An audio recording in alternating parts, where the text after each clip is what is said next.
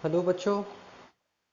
आज क्लास 10 के लिए हम नेक्स्ट पार्ट कंप्लीट करेंगे। अभी हमारा ये चल रहा था chapter source of energy. Chapter हमारा चल रहा है। इसमें हमने कई सारे टॉपिक्स पिछले लेक्चर में कंप्लीट कर लिए थे। आज हम एक बहुत ही इंटरेस्टिंग टॉपिक से स्टार्ट करते हैं। देखिए, ये है हमारा फिजिक्स फॉर क्लास 10। देखिए, पिछली बार हमने सोलर एनर्जी पर एंड किया था चैप्टर को। तो सोलर एनर्जी के अब हम यूजेस पर चेक करेंगे कि आखिर ये सोलर एनर्जी को हम अगर अपनी डेली लाइफ में या फिर इससे कुछ एनर्जी लेना चाहते हैं तो उसे हम अपनी डेली लाइफ में किस तरीके से कंज्यूम कर सकते हैं और कैसे हम इसका यूज़ करके एनर्जी डेवलप कर सकते हैं, एनर्जी को ट्रांसफ़र करके एक से दूसरे फॉर्म में ला सकते हैं। तो देखो, इसका सबसे बेस्ट बेस्ट एग्जांपल जो होता है वो है आपका सोलर कुकर। सोलर कुकर ये आपका बेस्ट एग्जांपल है कि आप इसकी हेल्प से हीट एनर्जी को सोलर एनर्जी को हीट एनर्जी में कन्वर्ट कर सकते हैं। तो आपने सुना भी होगा और शायद किसी घर में हो या देखा हो किसी ने सोलर कुकर।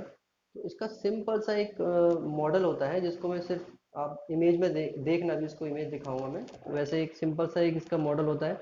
ये एक बॉक्स टाइप का होता है। पहले इसके टाइप देख लेते हैं।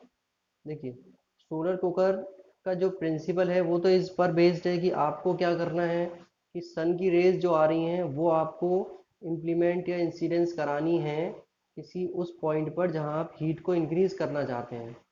अब बात आती है कि आप उसका यूज़ कर रहे हैं खाना बनाने के लिए, तो उसे हमने नाम दे दिया सोलर कुकर। अब इसको आप कितने तरीके से इंसिडेंस करा सकते हैं सोलर रे को। सोलर जो रे आ रही हैं, किरणें जो सूरज की हैं, उन्हें किस तरीके से आप इंसिडेंस करा रहे हैं, किस तरीके से यूज़ कर रहे हैं, उसके बेस पर सोलर कुकर दो पार्ट में बढ़ जाता है। जिसमें पहला तो होता है आपका बॉक्स टाइप, दूसरा होता है आपका रिफ्लेक्टर टाइप। ये आपके दो पार्ट में जो है कन्वर्ट हो जाते हैं। अब पहले हम देख लेते हैं बॉक्स टाइप का क्या रहता है। देखो, बॉक्स टाइप सिंपली एक बॉक्स होता है, इंसुलेटेड बॉक्स होता है जिसमें आप देखेंगे, देखो इमेज में दिखाऊंगा। ये कुछ इस टाइप का बॉक्स हम एज्यूम कर लेते हैं। ये कुछ इस टाइप का बॉक्स होता है। ये आपका जो है, ये आपका बॉक्स का ढक्कन होगा और यहाँ आपका बर्तन प्लेस होगा। ठीक है। तो जो सन रे आएगी वो यहाँ इस तरफ, इस बॉक्स का जो आपका ढक्कन है, यहाँ पर एक मिरर इम्प्लीमेंट किया जाएगा जिस मिरर से रिफ्लेक्ट होकर जो सन रे है वो यहाँ पर इंसिडेंस होगी। अब ये जो इंसिडेंस होगी इस तरफ, और तो क्या होगा, इस एरिया में भी इधर क्या होगा, एक और ग्लास, कि अगर आपकी जो सन रे आई वो जो हीट क्रिएट कर रही है वो हीट बाहर ना जा सके, इसके लिए कुछ सिस्टम किया जाता है इसमें। तो सोलर डिवाइस जो हम सोलर कुकर जो हम यूज़ कर रहे हैं वो ऐसी डिवाइस है जो कि सोलर रेज की हेल्प से खाना पकाती है। अब इसमें क्या क्या चीज़ें यूज़ हो रही हैं, एक तो हमारा है आउटर बॉक्स जो है। ठीक है। आउटर बॉक्स जो होता है वो आपका कैसा बॉक्स है, नॉन कंडक्टिंग मटेरियल का बॉक्स होगा, जैसे कि प्लास्टिक का या फाइबर ग्लास का, जिसको हम क्या करेंगे, अंदर से ब्लैक पेंट कर देंगे। इससे क्या होगा कि जो हीट है वो एब्जॉर्ब होगी अच्छी, ज़्यादा से ज़्यादा। अब सनलाइट, ये जो आपका बॉक्स का ढक्कन है वो रिफ्लेक्टर का काम करेगा। ये किसका काम करेगा, रिफ्लेक्टर का। इसमें क्या आपका इम्प्लीमेंट है, ये आपका मिरर इम्प्लीमेंट है जो कि रिफ्लेक्टर की तरह वर्क कर रहा है। अब रे आएगी यहाँ से, इस पर इंसिडेंस होगी, देन उसके बाद रिफ्लेक्ट होकर यहाँ आ जाएगी। अब ये जो होता है इस कुकर का, जो बॉक्स कुकर वाला कुकर है, उसका मैक्सिमम टेम्परेचर अगर हम देखें तो वो होता है आपका 100 से 130 डिग्री सेल्सियस। ये इतना मैक्सिमम टेम्परेचर रहता है। और हम सब जानते हैं कि सोलर रेज जो होती हैं वो, उसमें क्या क्या कंज्यूम या कंस्टिट्यूशन होते हैं। एक तो आपका होती है अल्ट्रा वायलेट, एक तो आपकी क्या है, अल्ट्रा वायलेट रेज होती हैं। देन आपकी होती है visible rays, visible light. Then उसके बाद आती है आपकी इंफ्रारेड। इसकी वजह से हीट क्रिएट होती है। ठीक है, इंफ्रारेड की वजह से क्या रहेगी, हीट क्रिएट होगी। देन इस रेडिएशन की हेल्प से हम कुकर का यूज़ कर सकते हैं। अब बात आती है रिफ्लेक्टर की। देखिए, रिफ्लेक्टर में क्या रहता है, इसमें एक स्फेरिकल मिरर लगाया जाता है जिसे हम कहते हैं स्फेरिकल रिफ्लेक्टर। Spherical reflector. अब इसमें क्या होगा, जैसे कि आपने देखा होगा कि जो वो होते हैं आपके डिश एंटीना वगैरह, कुछ इस तरीके से उनका शेप रहता है, ओवल शेप में कुछ ऐसे, ऐसे मान लीजिए ऐसे कुछ होता है शेप। तो जितनी भी आपके रेज आएंगी इस तरीके से, तो वो सब कुछ इस तरीके से इनको एंगल बनाया जाता है इसका। आपने ये मिरर को प्लेस कर दिया पहले तो यहाँ पर, देन उसके बाद एक जहाँ आपको इंसिडेंस करानी है ये बर्तन होगा, और ये कुछ इस तरीके से आपका पॉइंट होगा जहाँ पर सारी की सारी रेज जो आ रही हैं वो पॉइंट आउट करेंगी इस तरह से। यानी कि इसकी हेल्प से, स्फेरिकल रिफ्लेक्टर की हेल्प से हम एक बड़े अमाउंट में जो रिसीव कर रहे हैं रेज को, उस बड़े अमाउंट को, वो डिफरेंट डिफरेंट पॉइंट्स पर जा रहे थे, अब हमने सारे की सारी रेज को एक पॉइंट पर कंसंट्रेट कर दिया, तो जल्दी से टेम्परेचर इंक्रीज होगा, बहुत तेजी से इंक्रीज होगा टेम्परेचर। ठीक है, ये बहुत इफेक्टिव है। यहाँ आपका टेम्परेचर इंक्रीज होगा, यहाँ आपका टेम्परेचर फिर ट्रांसफ़र होगा। ये आपका बर्तन है जहाँ आपका जो भी आपको बनाना है वो यहाँ आप रख के बना सकते हैं। ठीक है, तो इसमें क्या रहता है, इसका टेम्परेचर बहुत ज़्यादा हाई रहता है। जो आपका रिफ्लेक्टर टाइप होता है ना, इसका टेम्परेचर बहुत ज़्यादा हाई होता है। इसकी हेल्प से आप कोई चीज़ तल भी सकते हैं, इसमें रोटी वगैरह भी बना सकते हैं। ठीक है, और हाई टेम्परेचर वाली चीज़ जो होती है वो आप इसकी हेल्प से बना सकते हैं। अब बात आती है कि स्फेरिकल मिरर के रिगार्डिंग, कि स्फेरिकल मिरर आपने एक छोटी सी इमेज देख ली, तो इन दोनों के बीच में कुछ डिफरेंसेस होते हैं, जो कि आप सिंपल समझ लीजिए दोनों के बीच में क्या डिफरेंसेस होते हैं। ये क्वेश्चन पेपर में भी आ जाता है कि इन दो जो बॉक्स टाइप है और रिफ्लेक्टर स्फेरिकल टाइप है, इन दोनों में डिफरेंस क्या है। देखिए सबसे पहला डिफरेंस जो होगा इनमें, मैं ये शॉर्ट में लिख दे रहा हूँ, आप इसको प्रॉपर नोट कर लीजिएगा। बॉक्स टाइप और ये हो गया रिफ्लेक्टर टाइप। शॉर्ट में लिख दिया मैंने, आप अंडरस्टैंडिंग कर लीजिएगा जो भी है। देखिए सबसे पहला जो डिफरेंस होता है यहाँ पर, सबसे पहला है प्लेन मिरर का। जो आप बॉक्स टाइप यूज़ करते हैं उसमें सिंपल प्लेन मिरर यूज़ होता है। उसी की हेल्प से क्या होता है, ये आपकी सनरेज इस तरह से पॉइंट आउट कर देती हैं। अब ये इससे प्लेन मिरर से ये दिक्कत रहती है कि ये जो रेज आ रही हैं वो जैसे आई हैं वैसे चली जाएंगी, जैसे आई हैं उसी रास्ते ऐसे करके चली जाएंगी। ऐसा नहीं किसी एक पॉइंट पर सारी जमा हो जाए जैसे ये हो गई थी। ठीक है, फिर आता है आपका रिफ्लेक्टर में क्या यूज़ करते हैं, यहाँ हम स्फेरिकल टाइप का यूज़ करते हैं, स्फेरिकल रिफ्लेक्टर।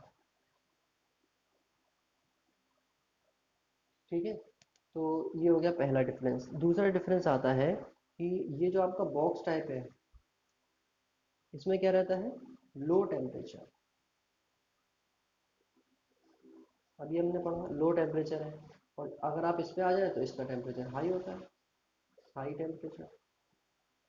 ठीक है, अब आता है कि आप इससे क्या क्या बना सकते हैं, क्या क्या नहीं बना सकते। तो सबसे पहली चीज़, अगर आप बॉक्स टाइप का यूज़ कर रहे हैं तो you can not make the chapatis और रोटी। आप जो है रोटी या चपाती नहीं बना सकते। ये जो चीज़ें होती हैं तो थोड़ा हाई टेम्परेचर की होती हैं और ज़्यादा टाइम लेती हैं, तो चपाती बनाना पॉसिबल नहीं है। But according to the case of reflector, it is possible in the spherical reflector type box. इनमें ये पॉसिबल है कि आप क्या कर सकते हैं, कैन मेक चपाती। चपाती आप इसमें बना सकते हैं। ठीक है, अब आता है लास्ट पॉइंट कि आप कैसा फूड इस पर और कैसा फूड बना सकते हैं। देखिए लास्ट पॉइंट सिंपल है, ऐसा फूड बना सकते हैं हम इससे। अगर हम समराइज करके कहें तो बॉक्स टाइप का जो सोलर कुकर है वो ऐसा फूड इजीली बना देगा जिसमें स्लो हीटिंग रिक्वायर होगी, स्लो हीटिंग रिक्वायर होगी, वो ऐसा फूड ज़रूर बना देगा। अब बात करें हम स्फेरिकल टाइप की, तो ये कैसा खाना बना सकता है, इसमें स्ट्रॉन्ग हीटिंग रिक्वायर होगी, तो वैसा खाना आप रिफ्लेक्टर से बना सकते हैं। ठीक है, तो अब इसके अलावा और क्या यूज़ हो सकता है सोलर रेज वगैरह का, वो हम देखते हैं। देखिए नेक्स्ट यूज़ इसका क्या है, बहुत ही एक कॉमन यूज़ जो आपने सुना होगा, सोलर सेल। सोलर सेल एक बेसिक चीज़ है कि आप जो सोलर पैनल या सोलर एनर्जी घरों में लाइट वगैरह लाने के लिए यूज़ करते हैं, उसका जो बेसिक है वो है आपका सोलर सेल। एक बहुत ही छोटी यूनिट जिसको कंबाइन कर करके हम एक बड़ा सोलर पैनल बनाते हैं। तो पहले हम ये समझ लेते हैं कि सोलर सेल की वर्किंग या मैन्युफैक्चरिंग कैसे होती है। देखिए सोलर सेल, पहली चीज़ मैं बता दूं कि सोलर सेल, सबसे पहली चीज इंट्रोडक्शन के तौर पे, ये ऐसी डिवाइस है, ये एक ऐसी डिवाइस है जो कि कन्वर्ट करती है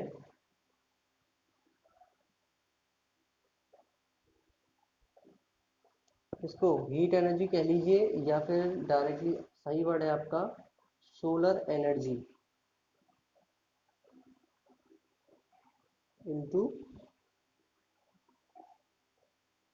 इलेक्ट्रिक एनर्जी। तो आपकी सोलर सेल एक ऐसी डिवाइस है जो कि सोलर एनर्जी को इलेक्ट्रिक एनर्जी में कन्वर्ट कर देगी। ठीक है।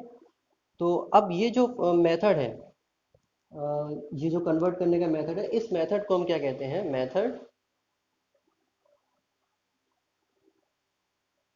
कॉल्ड फोटो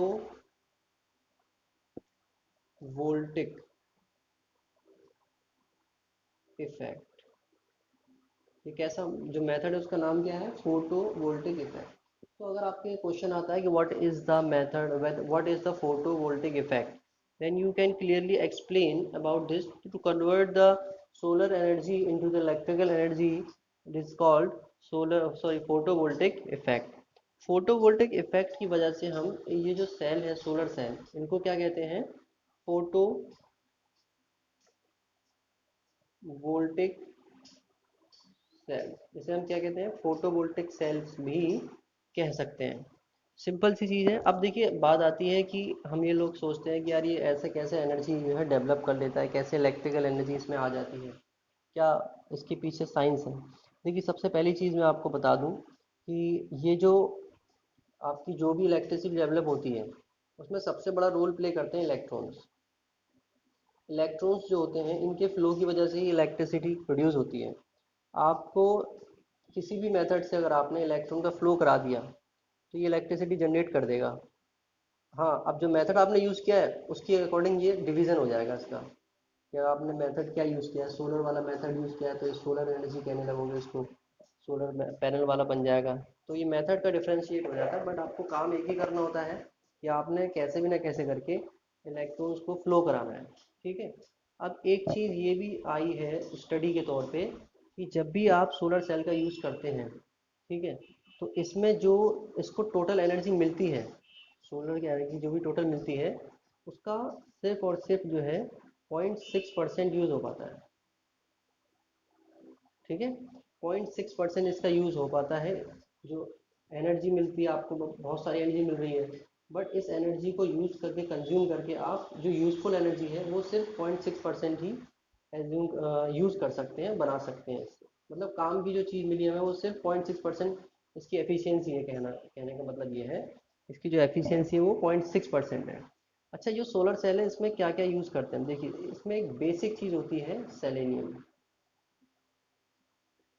सेलेनियम एक आपका सेमीकंडक्टर है, एक मटेरियल है जो टेम्परेचर इंक्रीज करने पे इसका इसका टेम्परेचर इंक्रीज होता है, तो इसमें जो आपके इलेक्ट्रॉन्स हैं उनका फ्लो स्टार्ट हो जाता है। आपने सुना होगा कंडक्टर, कंडक्टर के बारे में आप जानते होंगे। फिर आप जानते होंगे इंसुलेटर के बारे में। देन उसके बाद आप जानते होंगे सेमी कंडक्टर के बारे में। ठीक है। ये अगर हम बात करें कंडक्टर की, तो ये सिंपल सी चीज़ है, इलेक्ट्रिसिटी इजीली फ्लो कर जाती है बिना किसी एक्सटर्नल इफेक्ट के। ये कंडक्टर। इंसुलेटर में इलेक्ट्रिसिटी बिल्कुल फ्लो नहीं करती, आप कितना भी इफेक्ट लगा लीजिए, not possible in this. Semiconductor type of material, ये ऐसे मटेरियल है कि इनमें आपकी इलेक्ट्रिसिटी बहुत ही लो लेवल पर फ्लो करती है, मीन्स फ्लो कर सकती है बट बहुत ही कम। अब आप जब इस पर कुछ एक्सटर्नल एफर्ट लगाएंगे, एक्सटर्नल इफेक्ट लगाएंगे, कुछ इंक्लूड करेंगे, तब जाकर ये आपको इलेक्ट्रिसिटी फ्लो कर देगा प्रॉपरली, लाइक दिस। ठीक है। तो यही मेथड हमने यहाँ पर सोलर सेल के कंडीशन में यूज़ किया है। हम क्या करते हैं? देखिए, ये जो मेथड है सोलर सेल का, ये थोड़ा सा कॉम्प्लिकेटेड है ना। 11th 12th में ये मेथड आपका आता है प्रॉपरली, इसमें जो टर्म्स आएंगे वो वहीं 12th पे समझ में आएंगे आपको। तो आप एक बेसिक समझ लीजिए, मे बी पॉसिबल आपको ये थोड़ा सा नॉट अंडरस्टैंडिंग रहे, बट मैं उम्मीद करता हूँ कि अगर आप इसको बेसिक तौर पर समझ लेंगे तो ये आपके लिए काफ़ी रहेगा। देन उसके बाद हम इसके जो पॉइंट्स हैं वो 11th 12th में इजीली समझ पाएंगे। देखिए इसकी वर्किंग में सिंपल सी चीज़ पहले हमें ये समझनी है कि स्टार्टिंग में सेमीकंडक्टर क्या मटेरियल। देखिए सेमीकंडक्टर को हमने बताया, ये सेमीकंडक्टर ही बहुत बड़ा रोल प्ले करते हैं, यही इंपॉर्टेंट पार्ट है सोलर सेल का। सेमीकंडक्टर ऐसे मटेरियल होते हैं, ऐसे सब्सटेंस हैं जिनमें बहुत ही लो लेवल पर इलेक्ट्रिसिटी फ्लो करती है। पहली चीज़, लो लेवल पर इलेक्ट्रिसिटी फ्लो करेगी। अब ये जो कंडक्टर, जो सेमी कंडक्टर है, उनका क्या रहता है कि अगर आप इसमें कोई इम्प्योरिटी अप्लाई कर दें, लो इलेक्ट्रिसिटी फ्लो, अगर आपने क्या करा इन सेमीकंडक्टर में कोई इम्प्योरिटी ऐड कर दी। देखिए इम्प्योरिटी हम इसे क्यों कह रहे हैं, क्योंकि हम एक प्योर सब्सटेंस में कुछ ऐड कर रहे हैं। प्योर सब्सटेंस में कुछ ऐड करेंगे तो इसे हम क्या कहेंगे, इम्प्योरिटी ही कहेंगे। वर्ड यहाँ जो इम्प्योरिटी यूज़ कर रहे हैं वो इसीलिए यूज़ कर रहे हैं। तो जैसे हम जिस मटेरियल में जो इम्प्योरिटी यूज़ करते हैं उसके बेस पर ये डिसाइड हो जाता है कि ये एन टाइप है या पी टाइप है। तो देखिए एन टाइप और पी टाइप क्या होता है। एक यहाँ पर वर्ड आता है doping.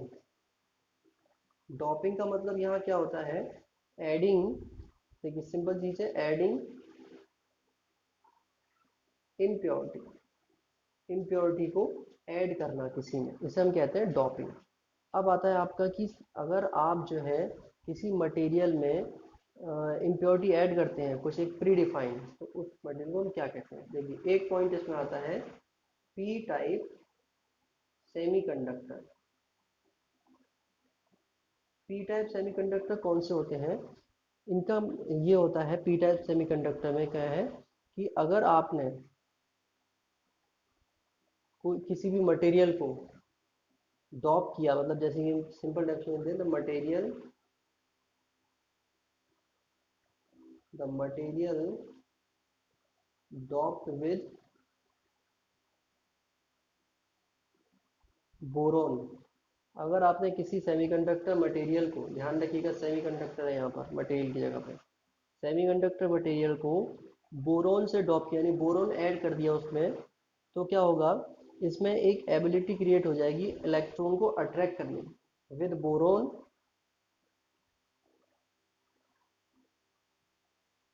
Has affinity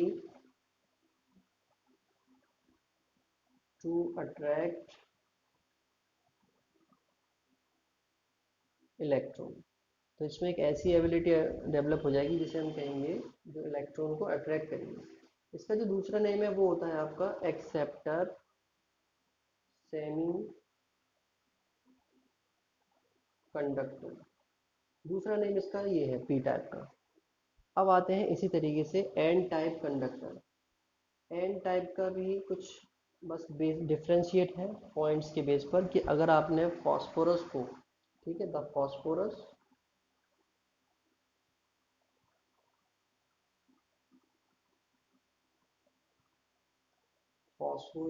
dot silicon material,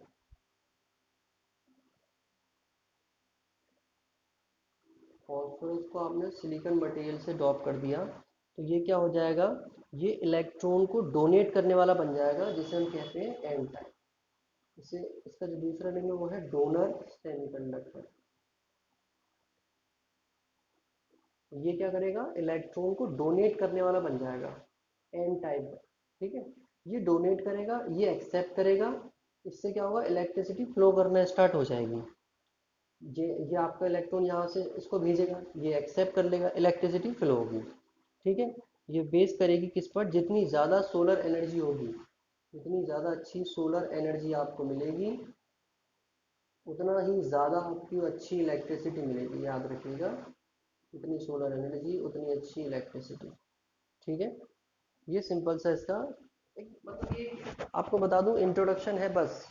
इसमें आप डीपली जाएंगे तो फिर थोड़ा सा कॉम्प्लिकेशन बढ़ जाएंगे। देखो पी टाइप एन टाइप आता है तो फिर हम कंफ्यूज हो जाते हैं कि ये चीज़ क्यों है, क्यों है, कैसे नहीं है। ठीक है, तो अब ये सिंपल सा एक सेल का इंट्रोडक्शन है। अब जब आप इन्हीं सेल्स को, कई सारे सेल्स बना लेते हैं, इस तरह से अरेंज कर देते हैं बहुत सारे सेल्स इस तरह से, तो ये एक पैनल बन जाता है।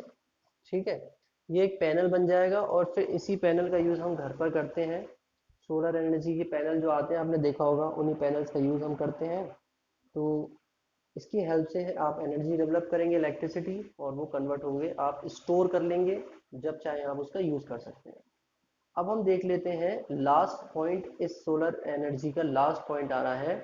सोलर सेल का आप यूज़, मतलब आप यूज़ समझ चुके हैं सारे, सोलर कुकर हो, सोलर एनर्जी सेल हो, या जो भी है यूज़ समझ रहे हैं।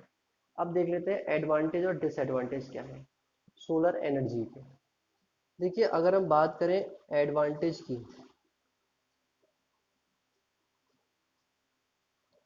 अगर एडवांटेज की बात करें तो सबसे पहला एडवांटेज इसका आता है डायरेक्टली यूटिलाइज।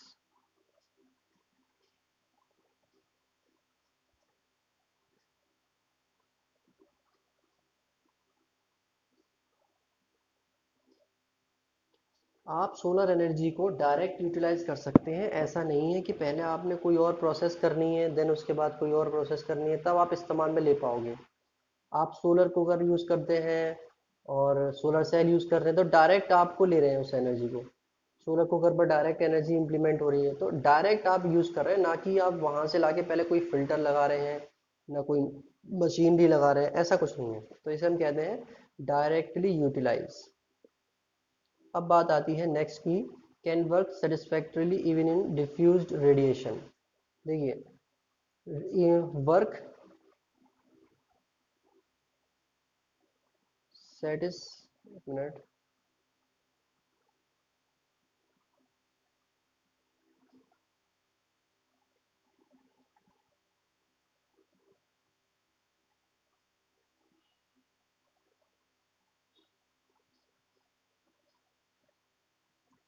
Diffused radiation.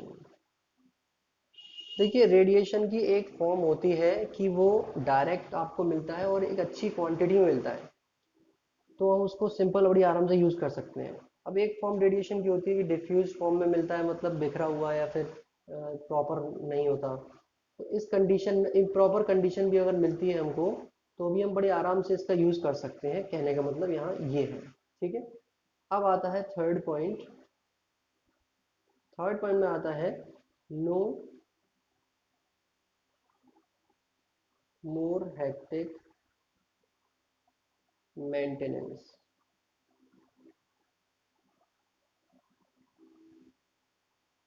ठीक है। कोई ज़्यादा सिरदर्दी वाला मेंटेनेंस नहीं होता इनका, ये ध्यान रखिएगा। कुछ भी इतना सिरदर्दी नहीं होती मेंटेनेंस करने में, तो हम इजीली इसको यूज़ कर लेते हैं। तभी ये जो है बहुत इजीली मार्केट में मिल भी जाते हैं। आप बड़ी इजीली इसको इम्प्लीमेंट करा सकते हैं अपने घर में, तो इतना टेंशन नहीं होती इसमें। ठीक है। लास्ट फोर्थ पॉइंट है डू नॉट कॉज पॉल्यूशन। सबसे बढ़िया चीज़ इसकी फ़ायदेमंद यही है कि ये जो है पॉल्यूशन फ्री है आपकी एनर्जी का सोर्स। ये ऐसा एनर्जी का सोर्स है कि आप इतना जितना चाहें इस्तेमाल कर लीजिए, लेकिन पॉल्यूशन में कोई दिक्कत नहीं, पॉल्यूशन नहीं करेगा ये, और ना ही किसी भी तरीके कोई नुकसान देगा पॉल्यूशन में। तो पॉल्यूशन फ्री है, और पॉल्यूशन की इसकी वजह ये नहीं होता, ये इसका सबसे बड़ा एडवांटेज है। अब बात कर लेते हैं डिसएडवांटेज की। तो डिसएडवांटेज आपको थोड़े से दुखी कर सकते हैं, कुछ ऐसे अजीब से डिसएडवांटेज हैं कि हम इसकी वजह से इस एनर्जी पर प्रॉपरली डिपेंड नहीं हो पा रहे हैं। तो देखिए, पहला डिसएडवांटेज तो ये कहता है इसका कि ये जो है एनर्जी जो स्टोर करता है, तो इसके लिए इसको थोड़ा सा ज़्यादा, थोड़ा बड़ा वो चाहिए होता है काम करना एक तरीके से। यानी कि दूसरे वर्ड में इसको हम कहें, थोड़ा सा बड़ा सेटअप चाहिए होता है जब भी हम सोलर एनर्जी का यूज़ करते हैं, इलेक्ट्रिसिटी वगैरह का यूज़ करते हैं, थोड़ा बड़ा सेटअप चाहिए होता है ना। देखिए, होता क्या है, ये जो एनर्जी है वो स्टोर होती है बैटरी में। ठीक है। ये जो एनर्जी हमको मिलती है,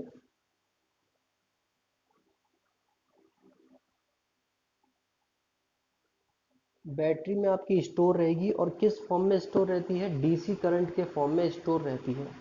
अब इस डीसी करंट को हम एसी डिवाइस को तो दे नहीं सकते। ठीक है। तो क्या करना पड़ता है, डीसी को हमें एसी में कन्वर्ट करना पड़ता है, जिससे कि क्या होता है नुकसान, बिकॉज ऑफ दिस। पहली नुकसान ये होता है कि इसकी क्या होती है, एफिशिएंसी डिक्रीज हो जाती है। ठीक है। कन्वर्जन करने से, डीसी से एसी में कन्वर्जन करने से क्या होता है, रिड्यूस एफिशिएंसी,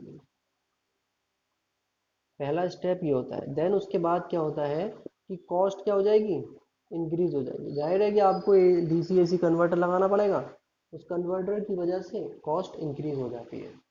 अब बात आती है फाइनल लास्ट डिसएडवांटेज की, जो जो जैसे कि मैंने बताया था कि सबसे अच्छा एडवांटेज है ये लास्ट वाला, ऐसे ही सबसे बुरा डिसएडवांटेज है ये। मतलब इसको देख के आपका मन नहीं करेगा इसको पढ़ने के बाद कि हम इसका यूज़ करें या ना करें। ठीक है, सबसे इम्पॉर्टेंट चीज़ आ जाती है यहाँ पर, ये इसी चीज़ पर, इसी की वजह से अक्सर लोग क्या करते हैं, इससे अवॉइड करते हैं। ठीक है, ये सबसे इम्पॉर्टेंट चीज़ है, ये है आपका सम टाइम अनअवेलेबिलिटी। ये अवेलेबल नहीं हो पाता कभी कभी, ये जो आपकी एनर्जी है सोलर, वो हर वक्त अवेलेबल नहीं होती। कभी भी क्या होता है, ये अनअवेलेबल हो जाती है। और वो कब होता है आप भी जानते हैं, कभी आपका जो है स्टॉर्म तूफान आ जाए, आपकी रेनिंग सीजन आ जाए, आपका विंटर सीजन आ जाए, ठीक है, और आपका नाइट टाइम आ जाए, नाइट हो जाए रात, तब आप इन टाइम में आप ले नहीं सकते सोलर एनर्जी। कहाँ से लोगे, सूरज छिप गया, अब नहीं आ सकती। तो आपको इस पर, आप इसीलिए हम कह रहे हैं कि इस पर हम प्रॉपर डिपेंड नहीं हो सकते। सिर्फ इस बड़े डिसएडवांटेज की वजह से हम प्रॉपर डिपेंड नहीं हो सकते। एक बार को हम खर्चे के तौर पर देख सकते हैं, अगर ये खर्चीला ज़्यादा है तो एक बार का खर्चा है ख़त्म है फिर अगली बार से। लेकिन ये चीज़ बहुत ज़्यादा मायने रखती है कि आज मौसम ख़राब है तो आपकी कोई सोलर एनर्जी आ ही नहीं रही है, ये सब चीज़ें, इस बात को लेकर बहुत सारे लोग अभी सोलर एनर्जी से कनेक्टेड नहीं हो पाए हैं। तो आज के लिए फ़िलहाल इसमें सोलर एनर्जी में इतना ही है। अभी तक हमने जो सीखा है सोलर एनर्जी के रिगार्डिंग फिलहाल इतना ही है। अब हम अगली नो जो एनर्जीज हैं, फॉर्म सोर्स ऑफ एनर्जी, उन पर बढ़ेंगे, जिनमें सबसे पहला आता है आपका विंड एनर्जी।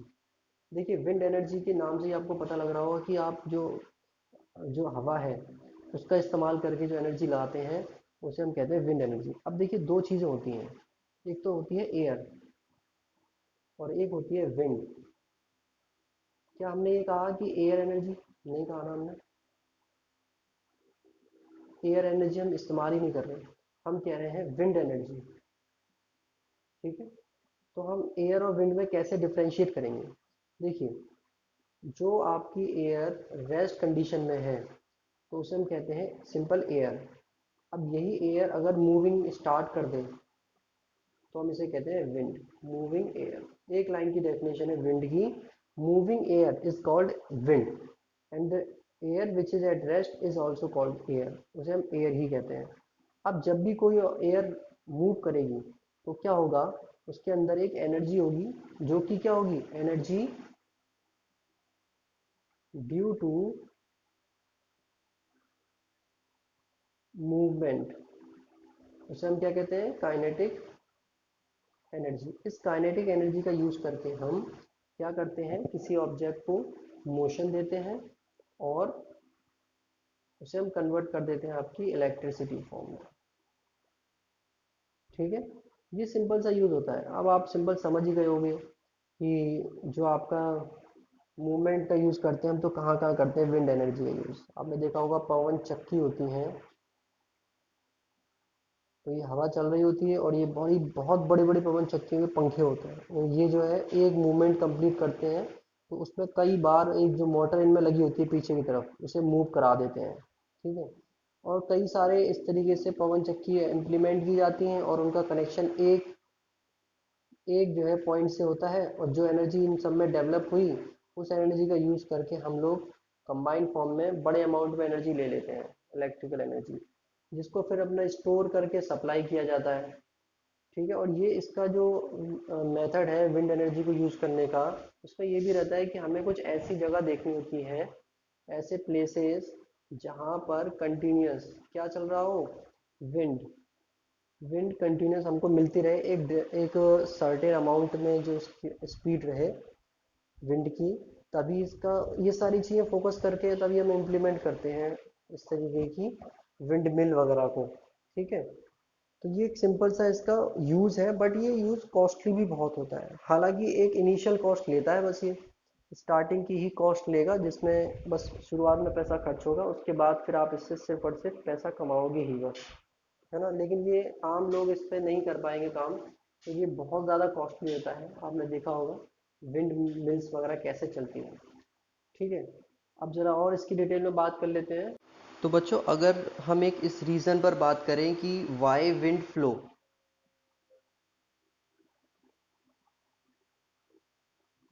अगर हम बात करें कि एयर फ्लो क्यों होती है, तो उसका सिंपल रीज़न ये होता है कि आपको पता होगा कि हमारा जो अर्थ है कुछ इस शेप में है, और अर्थ के मिडिल में एक रीजन होता है।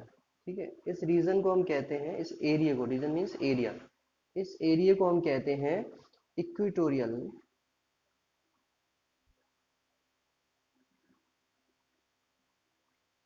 Equatorial region.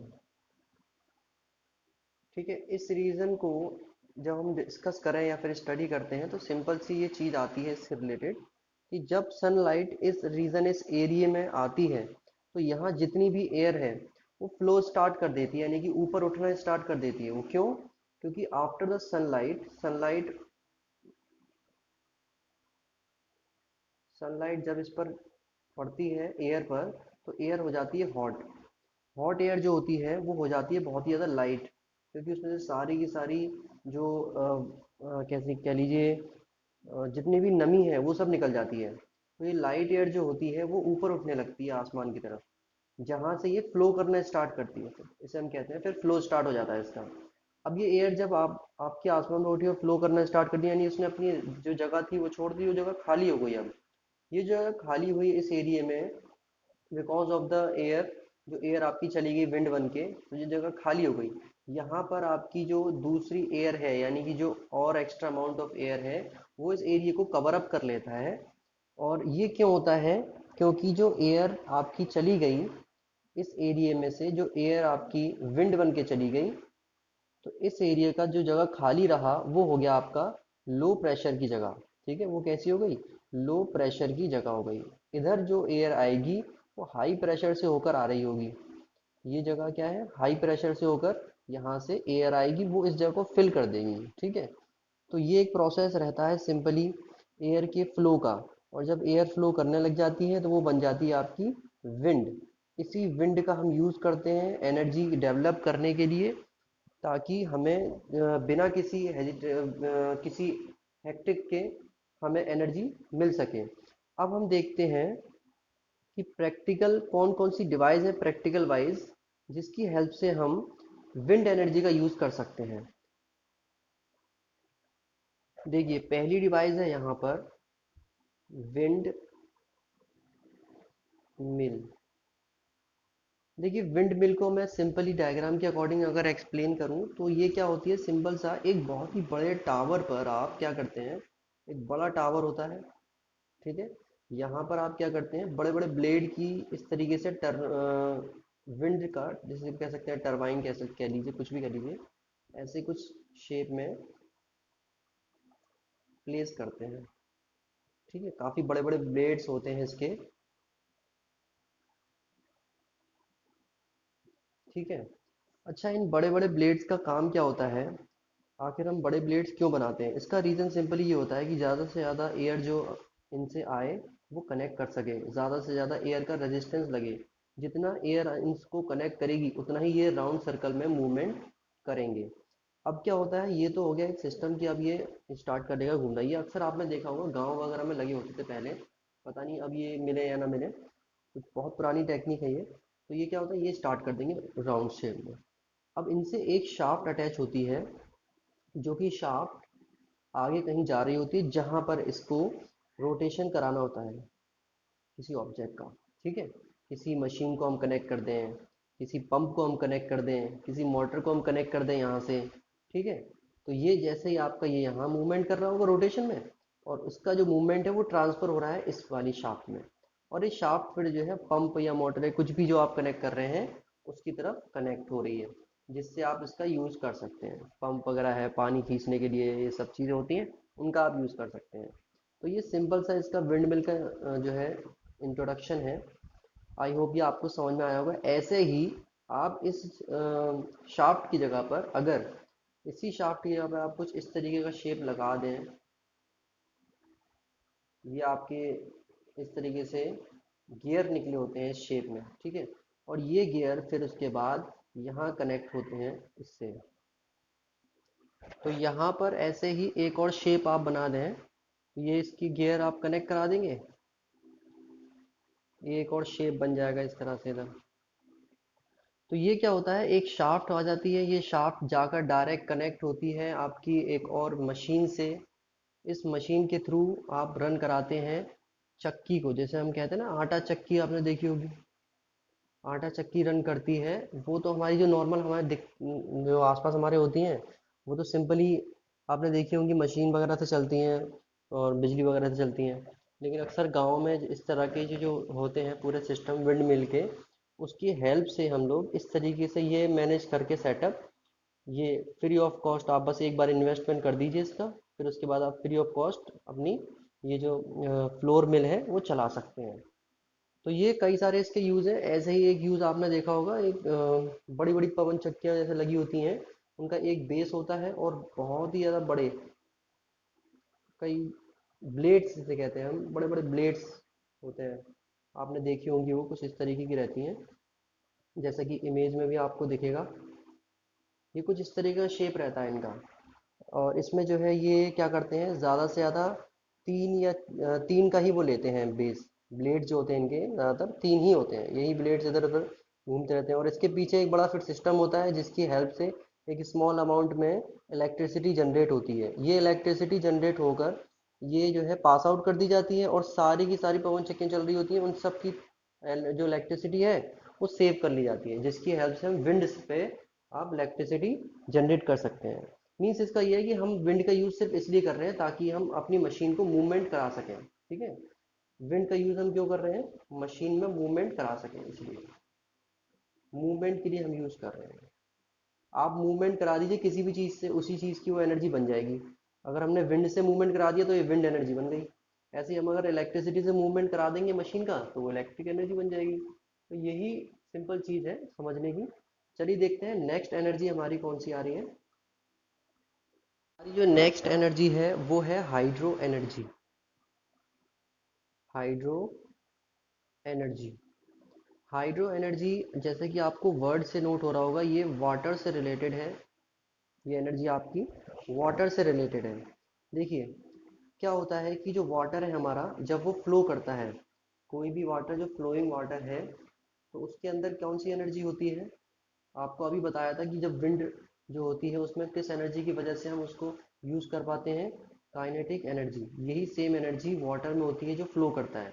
इसी काइनेटिक एनर्जी का यूज़ करके हम जो वाटर है उसकी थ्रू हम अपना काम निकालते हैं या उससे एनर्जी सप्लाई देते हैं। अब देखिए इसका एक तरीका होता है, इसके लिए बड़े बड़े हाइड्रो पावर प्लांट बनाए जाते हैं, जैसे हम क्या कहते हैं, hydro electric power plant, hydro electric power plant. इन हाइड्रो इलेक्ट्रिक पावर प्लांट की हेल्प से हम लोग क्या करते हैं, देखिए ये जो आपकी हाइड्रो एनर्जी है, इसका अगर हम यूटिलाइज करना चाहते हैं तो इसके लिए हमें सबसे इम्पोर्टेंट चीज़ क्या चाहिए होती है, डैम्स। अब आपने ये नाम कई बार सुना होगा, कई बार आपके सामने आया होगा डैम्स वगैरह। तो डैम का जो यूज़ है वो है हाइड्रो एनर्जी को यूटिलाइज करने में। इसके ज़रिए से, हाइड्रो एनर्जी के ज़रिए से इलेक्ट्रिक एनर्जी जनरेट करने में इसका यूज़ होता है डैम्स का। देखिए डैम से हम क्या समझते हैं कि हमने पानी को रोक दिया और बात खत्म हो गई, बल्कि नहीं, ऐसा नहीं होता। बल्कि जब ये फ्लो होता है, बहुत बड़े अमाउंट में वाटर फ्लो हो रहा है, ठीक है, तो आप बीच में एक बड़ी दीवार खड़ी कर दे रहे हैं, ठीक है। अब ये दीवार खड़ी है, पानी रुक गया आपका यहाँ पर, ये पानी रुक गया और ये बढ़ता चला जा रहा है यहाँ पे इस तरीके से। यहाँ जो पानी रुका है इधर ही आप एक सिस्टम लगाते हैं जहाँ पर ये टरबाइन लगी होती है। ये जो टरबाइन है इस वाटर फ्लो की वजह से राउंड शेप में मूवमेंट स्टार्ट कर देगी, पानी इधर से निकल जाएगा। वाट ये जो जितना आप हाइट पर पानी को ले जाएंगे ना, उतनी ही ज़्यादा प्रेशर के साथ ये फ्लो करेगा नीचे की तरफ। अब जब ये टरबाइन मूवमेंट स्टार्ट करती है तो इस टरबाइन की वजह से आपका जो जनरेटर अटैच्ड है, एक शाफ्ट वगैरह जाती है, यहाँ जनरेटर अटैच होता है। ये जनरेटर जब शाफ्ट से अटैच होता है तब ये मूवमेंट स्टार्ट करता है जनरेटर। जनरेटर का काम होता है मूवमेंट के बाद आपको इलेक्ट्रिसिटी डेवलप करके देना। ये सारा प्रोसेस रहता है सिंपली, जैसे कि आपको फिगर में शो हो रहा होगा। सिंपल सा प्रोसेस है ये। तो इसकी हेल्प से हम क्या करते हैं, हाइड्रो एनर्जी को यूटिलाइज करते हैं और इससे इलेक्ट्रिक एनर्जी गेट करते हैं, लेते हैं। ठीक है, तो ये सिंपल सा यूज़ है। अभी आप थोड़ा डायग्राम में देखेंगे तो ये चीज़ और समझ में आएगी अच्छे से। अगर हम इनके कुछ एडवांटेज और डिसएडवांटेज की बात कर लें ना, तो इनके कुछ एडवांटेज जैसे कि हैं,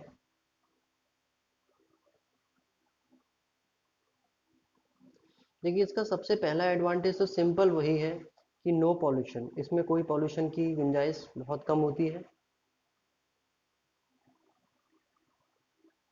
देखिए स्टार्टिंग में जब आप कंस्ट्रक्शन करेंगे कहीं भी तो थोड़ा बहुत डिस्टरबेंस आएगा, बट आप उसके बाद के कंडीशन को अगर आप देखें तो जैसा कि आपको पता है कि जब भी कोई भी कंस्ट्रक्शन होता है तो सारी चीज़ें ध्यान में रख के करी जाती हैं अक्सर करके। वहाँ के नेचुरल इन्वायरमेंट को हर्ट ना हो, वहाँ के जीव जंतु वगैरह रहते हैं उनको हर्ट ना हो।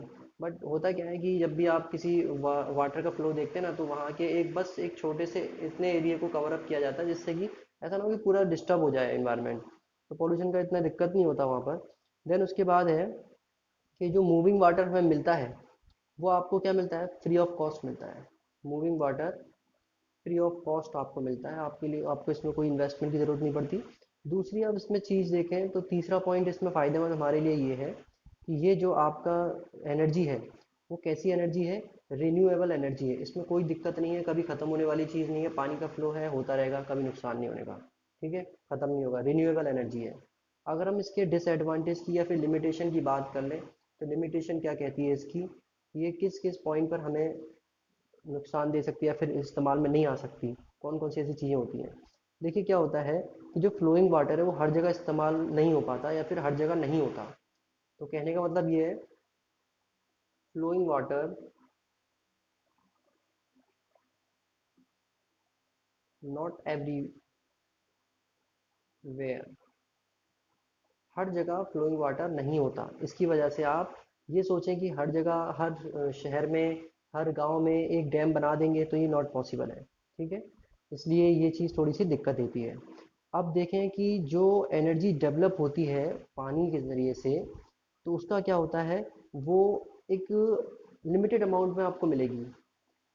अमाउंट उसका क्या रहता है, एक लिमिटेड रहता है, मतलब इतना नहीं है कि बहुत ज़्यादा हाई अमाउंट में एनर्जी मिल जाए, आपको फिर और सेटअप बड़ा करना पड़ता है। तो हम इसको कहेंगे आपका कि रीजनेबल अमाउंट ऑफ इलेक्ट्रिसिटी। ठीक है, इलेक्ट्रिसिटी का एक रीजनेबल अमाउंट आपको मिलता है। अब आती है सबसे बड़े नुकसान की बात, जिसकी वजह से अक्सर कंट्रीज जो है इसको अवॉइड करती हैं, वो है आपका डिस्ट्रक्शन ऑफ नेचर। जब भी हम कोई कंस्ट्रक्शन करते हैं नेचर के पास या नेचुरल एरियाज में, जहाँ कहीं नदी के पास या कहीं जंगल में, तो वहाँ ये कितना भी आप प्रिकॉशन यूज़ कर लीजिए, कितना भी लॉ फॉलो कर लीजिए, लेकिन कहीं ना कहीं इसका नुकसान होता ही है कि जो आपके आसपास के नेचुरल इन्वायरमेंट है या बायोलॉजिकल इकोलॉजिकल बैलेंस है वो गड़बड़ आता है, उसकी उसमें डिस्टरबेंस क्रिएट होता है। इसी की वजह से इस जो एनर्जी का फॉर्म है उसको बहुत ही लिमिटेशन के साथ इस्तेमाल करना पड़ता है। आई होप ये आपको समझ में आए होंगे सारे पॉइंट्स। चलिए नेक्स्ट एनर्जी के पास हम जाते हैं। नेक्स्ट एनर्जी है हमारी टाइडल एनर्जी। देखिए टाइडल एनर्जी सिंपल सा एक वर्ड है, टाइडल। तो टाइडल एनर्जी में हम अगर एक डेफिनेशन की बात करें तो टाइडल वेव्स का यूज़ करते हैं हम। टाइडल वेव्स होती हैं जो एनर्जी का सोर्स होती हैं। अब ये टाइडल वेव्स कैसे जनरेट होती हैं, कैसे बनती हैं, आपको पता है समुद्र में लहरें जो आती हैं जिन्हें हम कहते हैं वेव्स, ये लहरें जो है because of the moon attraction, moon attraction, इस मून के अट्रैक्शन की वजह से ये लहरें कम और ज़्यादा होती हैं। ठीक है, अब जब ये अट्रैक्शन, ये जो अट्रैक्शन होता है मून का, इसे इसकी वजह से जो वाटर का सरफेस होता है आपके इस ओशन में, वो राइज और फॉल होता है। ठीक है, यानी बढ़ता है और घटता है। इसी बढ़ने घटने को हम कहते हैं हाई एंड लो टाइड, इसी बढ़ने और घटने को हम क्या कहते हैं, हाई एंड लो टाइड। देखिए जो आपका वाटर लेवल है, अच्छा हाई और लो टाइड को हम और दूसरे वर्ड में क्या कह सकते हैं, दूसरे वर्ड में आपने सुना होगा ज्वार भाटा, ठीक है, ये भी कह सकते हो आप, ओशन में आता है। तो इसकी हेल्प से हम क्या करते हैं, जो स्टोर्ड एनर्जी है, वेव्स में जो एनर्जी स्टोर है उसका यूज करते हैं। जब ये हाई टाइड होता है तब उसकी एनर्जी अलग तरीके से इस्तेमाल होती है, जब लो टाइड होता है एनर्जी अलग तरीके से इस्तेमाल होती है। अब क्या किया जाता है इसमें कि एक एक पहली चीज तो हम एक ऐसा स्ट्रक्चर बनाते हैं, कुछ इस टाइप में स्ट्रक्चर बनता है। यहाँ आपका टरबाइन प्लेस होता है, ठीक है। देन उसके बाद ये इसका बेस हो गया, और ये सब टरबाइन जो है फिर वही कनेक्शन, इधर ये टरबाइन लगा हुआ है और इस एरिया में आपका क्या हुआ है, जैसे कि ये फिक्स है टरबाइन, यहाँ टरबाइन फिक्स है जो कि राउंड राउंड सर्कल मूव करेगा, ये शाफ्ट जा रही है, यहाँ से जनरेटर इसको अटैच किया हुआ है।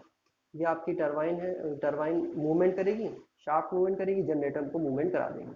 कुछ इस तरीके से डिजाइन होता है। अब होता क्या है, जब आपका हाई टाइड होता है, जब क्या होता है हाई टाइड,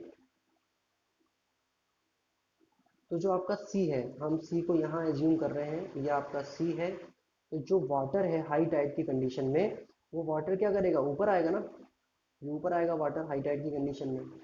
तो ये फिर वाटर जो ऊपर आया फिर वो यहाँ से फ्लो करना स्टार्ट कर रहा है, ये फ्लो कर रहा है और यहाँ पर कलेक्ट हो जा रहा है, तो काफ़ी सारा कलेक्ट होकर ये हम यहाँ से इसको पैक करते हैं, रिजर्वायर होता है इधर, ये कलेक्ट होकर कम से कम जो भी लेवल डिसाइड उतना लेवल पर पहुँच जाता है। अब फिर कुछ घंटों बाद क्या होता है, लो टाइड आता है। तो लो टाइड की कंडीशन में क्या होता है, पानी यहाँ से कम होने लगता है, ये भी भर गया ना, तो पानी यहाँ से धीरे धीरे कम होने लगता है। ये जो आपका पानी है वो दूसरी तरफ शिफ्ट हो जाता है, ये पानी यहाँ से जाने लगता है, तो ये भी खाली खाली होने लगता है। तो इस कंडीशन में यहाँ से पानी के जो डायरेक्शन है वो रिवर्स हो जाती है, यानी कि जो पानी है वो धीरे धीरे यहाँ से फ्लो होने लगता है। शाफ्ट है आपकी ये भी, और पानी अब यहाँ से जा रहा है उल्टा डायरेक्शन में। ये किस कंडीशन की बात है, ये है लो कंडीशन की बात, जब लो टाइड आ रहा हो। तो क्या होता है, दोनों ही कंडीशन में आपकी जो टरबाइन है वो मूवमेंट करेगी, और टरबाइन के मूवमेंट से आपका जनरेटर मूवमेंट करेगा और इलेक्ट्रिसिटी जनरेट होगी। ये दोनों ही कंडीशन में होना है, ठीक है। बट ये जो एनर्जी ऐसी होती है कि इसका बड़ा ही कम लिमिटेशन होती है, बहुत ज़्यादा लिमिटेशन है इसकी। हमारे पास इंडिया में सिर्फ गुजरात और चेन्नई में ये चीज़ मौजूद है, बाकी अभी कहीं इसका इस्तेमाल इतना आसानी से हो नहीं पाता, क्योंकि आपको बड़े ओशन में ये सब चीज़ें करनी पड़ती हैं, बहुत कॉम्प्लिकेशंस होते हैं, तो इतना इजीली इस एनर्जी का इस्तेमाल आप नहीं कर सकते। आई होप ये आपको समझ में आया होगा। इस लेक्चर में काफ़ी सारी चीज़ें हमें सीखने को मिली। तो अभी हम एक फाइनल एनर्जी और करेंगे कंप्लीट, देन उसके बाद हमारा ये लेक्चर हो जाएगा दी एंड। और ये चैप्टर कंप्लीट करने के लिए हमें एक पार्ट और बनाना होगा, जिसमें कि आपके कुछ न्यूमेरिकल, सॉरी इसमें न्यूमेरिकल तो नहीं आएंगे, कुछ क्वेश्चंस होंगे जो कि रिलेटेड होंगे आपके सोर्स ऑफ एनर्जी से। तो फिलहाल हम एक पॉइंट और कर लेते हैं, देन उसके बाद इसको हम एंड करते हैं, ठीक है। देखिए ये बहुत ही इम्पोर्टेंट एनर्जी का सोर्स है, जिसे हम कहते हैं ओशन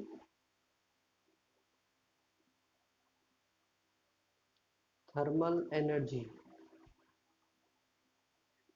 ओशन थर्मल एनर्जी में क्या होता है आपको पता होगा, जो हमारा सी होता है या ओशन, आप कभी समुद्र के किनारे गए हो तो वहाँ देखा होगा कि जो वाटर का टेम्परेचर है वो अपवर्ड डायरेक्शन में, यानी कि ऊपर की जो सतह है उसमें वो जो टेम्परेचर होता है वो हॉटर होता है, ठीक है। और जैसे अगर आप अंदर जाके डुबकी लगाते हैं, अंदर जाते हैं, तो पानी का जो टेम्परेचर है वो डाउन हो जाता है, यानी कोल्ड वाटर होता है। तो वाटर जो ओशन का वाटर है उसकी इस प्रॉपर्टी का यूज़ करके हम जो एनर्जी इस्तेमाल करते हैं उसे कहते हैं ओशन थर्मल एनर्जी। अब इसका यूज़ कैसे करते हैं हम, कि इस सिस्टम में हमें जो गर्म पानी है वो पहले से ही मिल रहा है, और ठंडा पानी भी मिला हुआ है हमको पहले से ही, इसके लिए हमें कोई भी एफर्ट नहीं लगाना, पानी को गर्म करने के लिए हमें कोई स्टोव है या फिर कोई आग वाग लगा के गर्म नहीं करना। तो इस पानी गर्म पानी का यूज़ हम कैसे करते हैं, हम एक पूरा सिस्टम अप्लाई करते हैं पहले यहाँ पर। इस सिस्टम में क्या होता है, इस सिस्टम में सबसे पहले एक कनेक्ट करते हैं हम यहाँ पर एवेपोरेटर, एक एवेपोरेटर कनेक्ट है, और उसके बाद एक आपका यहाँ पर कंडेंसर कनेक्ट होता है, और ये सारा सिस्टम फिर कनेक्ट होता है आपके टरबाइन, और देन उसके बाद आता है यहाँ पर जनरेटर। ये आपका टरबाइन हो गया, ये आपका जनरेटर हो गया, ये आपका क्या होगा, कंडेंसर, और उसके बाद फिर आता है आपका इवेपोरेटर। अब क्या करते हैं हम, इवेपोरेटर में एक पाइप जा रहा होता है, जिस पाइप में से होते हुए आपकी अमोनिया गैस पास आउट होती है। ये पाइप कनेक्ट होता है आपका कंडेंसर से, यहाँ से भी ये अमोनिया गैस पास आउट होती है, और ये गैस होकर आ रही होती है टरबाइन से, और ये गैस यहाँ से निकल कर टरबाइन में ही जा रही होती है। तो देखिए सिस्टम क्या है इसका, कि फिर ये जो हमने सिस्टम बना लिया सारा कि जो अमोनिया गैस है वो इस तरह से फ्लो करेगी कंडेंसर से और इवेपोरेटर से होते हुए टरबाइन में, टरबाइन से कंडेंसर में, देन उसके बाद वापस इवेपोरेटर में। अब इसमें क्या करते हैं, हम इवेपोरेटर में कनेक्ट करते हैं हॉट वाटर का सोर्स। इवेपोरेटर में हमने क्या कनेक्ट किया, हॉट वाटर का सोर्स। ठीक है, यहाँ पर हॉट वाटर आपको मिलेगा। देन उसके बाद ये हॉट वाटर होते हुए यहाँ से निकलता है और बाहर फिर अपनी जहाँ से आया था वहीं आ जाता है। ठीक है, डिस्चार्ज हो गया ये। देन उसके बाद हम कनेक्ट करते हैं कंडेंसर में कोल्ड वाटर का सोर्स। कंडेंसर में हम क्या कनेक्ट कर रहे हैं, कोल्ड वाटर का सोर्स। वो भी सेम टू सेम ऐसे ही आता है और डिस्चार्ज होके चला जाता है अपनी जहाँ से आया था वहाँ पे। अब देखिए होता क्या है, जो हम अमोनिया गैस फिल किए हुए हैं हॉट वाटर की वजह से, ये हॉट वाटर यहाँ फिल है, टेम्परेचर राइज होता है और अमोनिया गैस क्या होती है आपकी कन्वर्ट हो जाती है वेपर फॉर्म में। ये गैस वेपर फॉर्म में कन्वर्ट हो गई, वेपर फॉर्म से ये होते हुए वेपर आती है, बहुत अच्छी खासी स्पीड में आती है गैस, और यहाँ टरबाइन को रन करा देती है। टरबाइन के रन होने की वजह से जनरेटर चलता है और इलेक्ट्रिसिटी बनने लगती है। अब ये जो टरबाइन से गैस अमोनिया गैस निकली वेपर फॉर्म में, वो वापस आई यहाँ पर, और फिर इसके बाद ये आ गई कंडेंसर में। कंडेंसर में आने के बाद ये इसको मिलता है ठंडा पानी। ठंडे पानी की वजह से ये फिर दोबारा से अपनी उसी पोजीशन में चेंज आती है। यहाँ इवेपोरेट हुई, यहाँ पर ये वेपर फॉर्म में बदल गई, और यहाँ आकर ये लिक्विड फॉर्म में चेंज हो जाती है, और लिक्विड में यहाँ पर आने के बाद ये फिर दोबारा पंप की हेल्प से, एक पंप यहाँ अटैच होता है, पंप की हेल्प से दोबारा से हम इसको इवेपोरेटर में ले आते हैं, जहाँ ये फिर वही साइकिल रिपीट करती है। तो ये सिंपल सा इसका एक सिस्टम है, जो आप बुक में प्रॉपर डायग्राम देख सकते हैं। अच्छा, इसमें एक चीज़ क्या होती है कि जब भी हम इस तरीके का सिस्टम अरेंज करते हैं तो हम कुछ चीज़ें चेक कर लेते हैं, जैसे कि सबसे इंपॉर्टेंट चीज़ होती है कि टेम्प जितनी भी हाइट आप जा रहे हैं, डेप्थ आप जा रहे हैं, उसमें टेम्परेचर डिफरेंस 20 डिग्री सेल्सियस का होना चाहिए। टेम्परेचर का डिफरेंस कैसा हो, 20 डिग्री सेल्सियस का। तो ये चीज़ इसमें इंपॉर्टेंट है। अब इसके अगर हम एडवांटेज देखें तो वो सिंपल एडवांटेज कहते हैं। पहला एडवांटेज का ये कहता है कि आप इसे 24 आवर यूज़ कर सकते हैं एनर्जी को। इस एनर्जी को आप कैसे यूज़ कर सकते हैं, 24 आवर्स। और दूसरा एडवांटेज इसका क्या कहता है कि नो पॉल्यूशन, इसमें पॉल्यूशन का भी चांस बहुत कम है, तो ये इसलिए भी आसान हो जाती है हमारे लिए। अब अगर हम बात करें लिमिटेशन के बारे में, तो लिमिटेशन इसकी बहुत ही सिंपल सी है। देखिए, अगर हम लिमिटेशन की बात करें तो लिमिटेशन इसकी यही होती है कि आपके पास अगर एक ऐसा ओशन नहीं है, अगर ओशन नहीं है आपके पास, किसी कंट्री में कोई समुद्र तट नहीं है या ओशन जैसा एरिया नहीं है, तो इट इज़ नॉट पॉसिबल कि वो ओशन थर्मल एनर्जी का यूज़ कर पाएंगे। तो ये कुछ एनर्जीज थी, और इसके अलावा भी कई सारी एनर्जीज हैं जो कि सिर्फ एक शॉर्ट फॉर्म में आती हैं आपको एक्सप्लेनेशन के तौर पे। आई होप ये आपको लेक्चर समझ में आया होगा अच्छे से। मैं आपको इसमें होमवर्क के बेस पर एक होमवर्क दे रहा हूँ, जिसमें आपने स्टडी करना है geo thermal energy. Geo thermal energy बहुत ही simplest form of the energy है, और ये ऐसी एनर्जी है, बस एक सिंपल क्लू दे रहा हूँ कि आपको बनी बनाई मिल जाती है, बस आपने इसको यूज़ करना होता है। ठीक है, तो जियो थर्मल एनर्जी आप स्टडी करेंगे खुद से, देन उसके बाद ये चैप्टर हमारा फिनिश है। कुछ क्वेश्चंस होंगे नेक्स्ट लेक्चर में। नेक्स्ट लेक्चर छोटा सा होने वाला है, 15 से 20 या फिर 30 मिनट का, और उसमें हम कुछ डिस्कस करेंगे short question about source of energy. ठीक है, तो आई होप ये आपको पसंद आया होगा लेक्चर, समझ में आई होंगी चीज़ें। उम्मीद करता हूँ अभी तक जो हम पढ़ा रहे हैं वो अच्छे से समझ में आ रहा होगा आपके। कोई भी डाउट हो तो आप कमेंट सेक्शन में बता सकते हैं। चलिए मिलते हैं अगले लेक्चर में। Stay home, stay safe, have a nice day.